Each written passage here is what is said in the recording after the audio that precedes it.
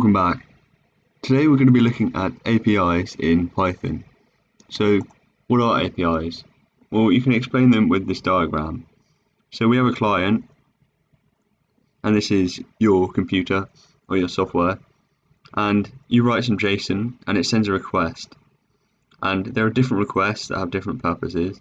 So obviously delete is to delete stuff, and get is to just get information. Your response then goes to a server. The server then does magic, in the sense that you don't know what it does and it doesn't matter. All you know is that it gives you a response, which is HTTP, and then that gets passed back to you, and then you get given JSON back, which you can then interpret and do something with. And APIs on their own can be quite confusing, but we're going to have a look at a very simple one in Python, and that is the Wikipedia API.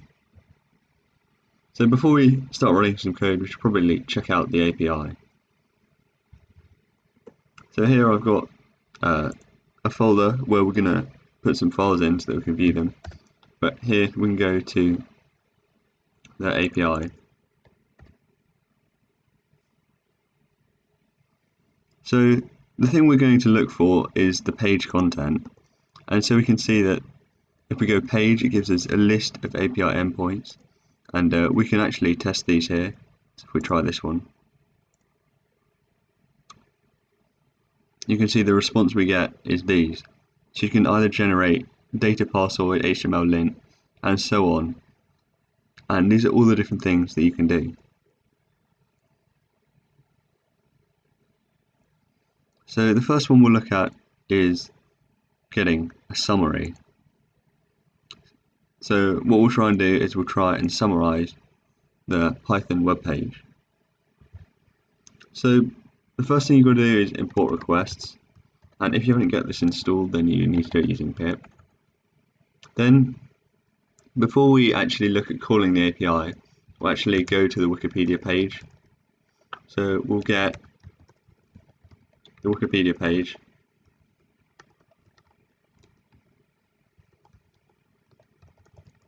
and we don't need any headers because it's just a normal request, and we'll print the result.text.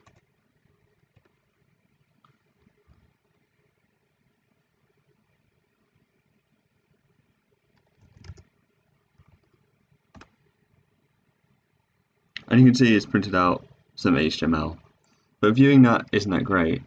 So what we'll do is we'll say that the HTML is the result.text,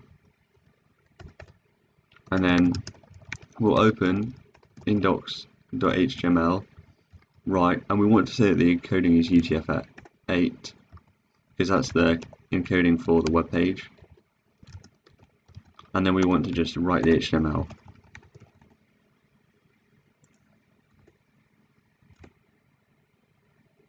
And you can see we've got an index.html which we can now view here. And you can see it's got a whole bunch of stuff. There's a contents page over here, and all these links and navigation at the bottom, which aren't that useful. And that's why using the API is so great, because that means we can view all these things without having to worry about the extras. So we'll say that our topic is Python, so that we can change this later if we want. And we want to say with requests.get, and then we put in the API endpoint.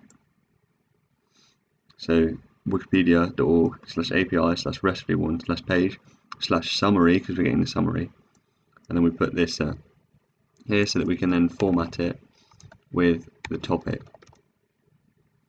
The other thing we want is some headers, and these are important because it just makes it clearer to the server exactly what we want.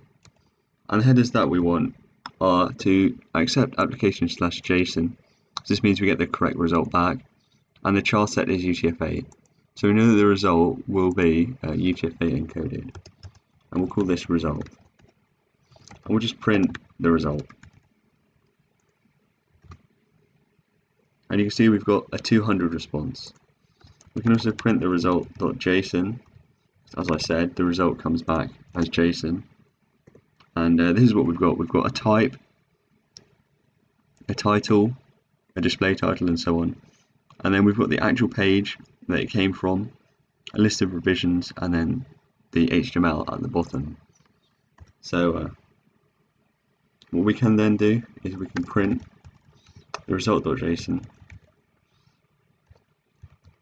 extract, and this will just print the extract. And you can see it says Python may refer to, and then the rest of the description. But this is clearly not HTML, so we want to say that the HTML is the result.json, and this time it's the extract HTML, as you can see here.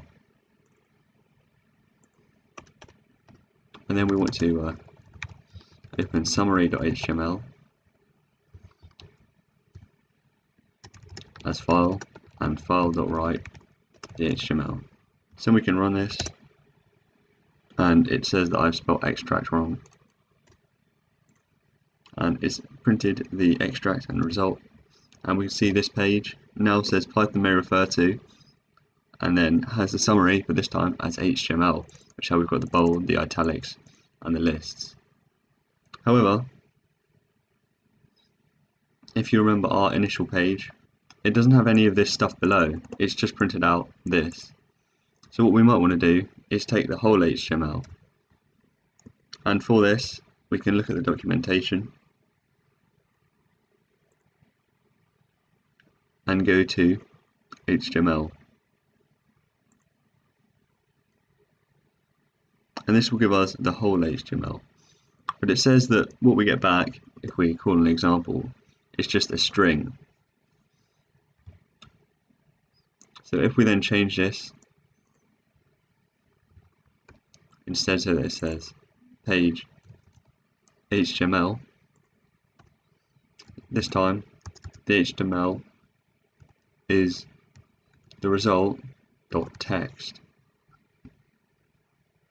And we probably don't want to call our file summary.html because we already used that. So we'll call this, and we'll format it with our topic.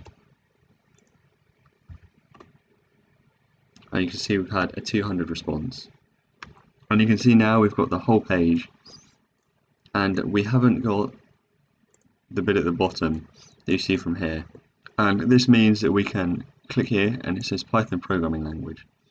And so this is the page we actually want. So we can take this and then change our topic. And then we can undo this, go back to the summary, and change the endpoint. And you can see now we've got the HTML and the description, which is down here. So if we go to the summary page, you can see that it says Python is an interpreted high-level general purpose programming language, and we've successfully got the summary for Python. So if you ever want to summarize a page, you can just call the Wikipedia API. And you see this summary here is taken from Wikipedia, calling the Wikipedia API. Although here it does do it in PHP instead of Python. But it's an extremely useful thing to be able to do. So what if now we want to share the data with someone? So instead we want to generate a PDF. Well, we can have a look at the documentation for the PDF. And you can see here there are different formats. But if we look at the main one, you can see that the media type is going to be application/PDF. We want to change this,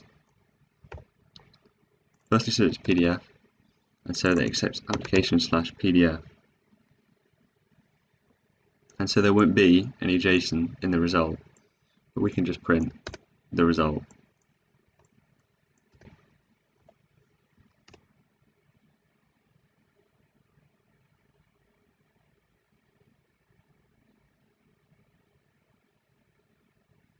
And you can see we have a 200 response, so that's good. So the result's probably not going to have any text. So even though it says it returns a string, it's more likely that the string is going to be illegible because it will be a PDF document. But we can have a look.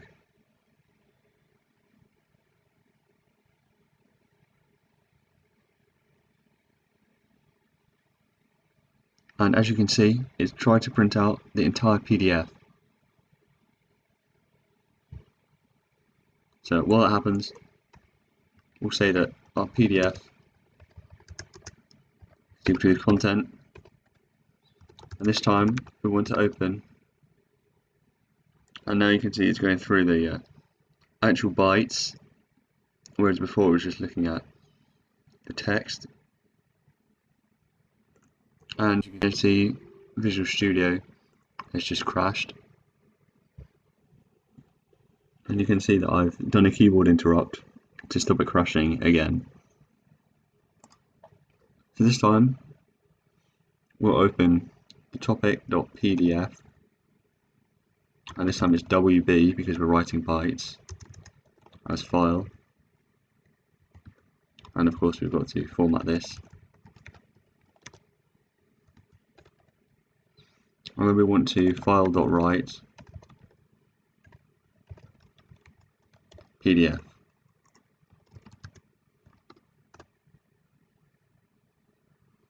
And you can see that we've got this here.